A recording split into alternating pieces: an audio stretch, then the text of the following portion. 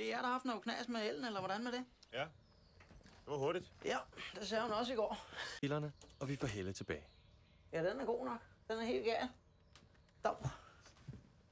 Og I har haft spildt noget væske om bag komfuret. Det er bare nogle gange, så er der kommet et fugtigt kraftstikker dernede.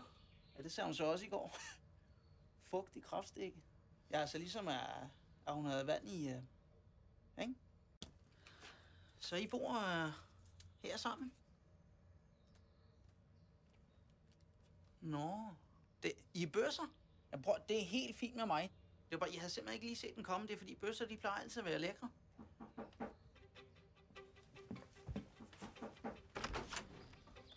Er klar? Ja, jeg skal lige bruge 5 minutter. Nå, så er der gæster. Så skal der lejes futtog, hva'? Ja, jeg skal i hvert fald ud, før han skal ind, hvis I forstår sådan en lille en der. Fut. Burde han egentlig ikke have taget bagdøren?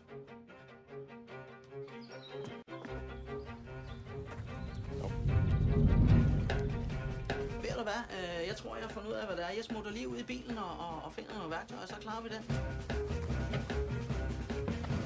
Timo? Hvad?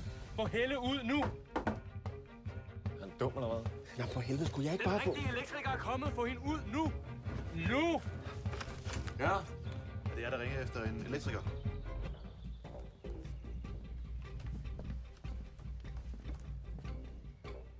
Hvad foregår der? Ja, det er... Hvad foregår der? Lige mine ord.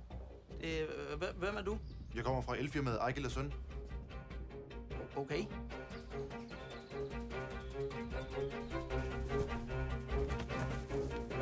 Det er dig, der er ikke, ikke? Nej, det er min far. Lige præcis. Og ved du hvad? Ham snakkede jeg med i går. Og ved du, hvad jeg sagde til ham? Jeg sagde til ham, at I skulle holde snitterne for vores kunder. Min far har været død i 8 år.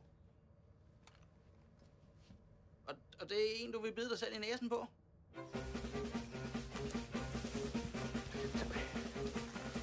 Men hvem er du? Ja, hvem er jeg? Hvem er vi? Vi er en masse sammenførelse af el. Sammenførelse af el. Ja, vi kender os nok bedre under navnet Else A.S.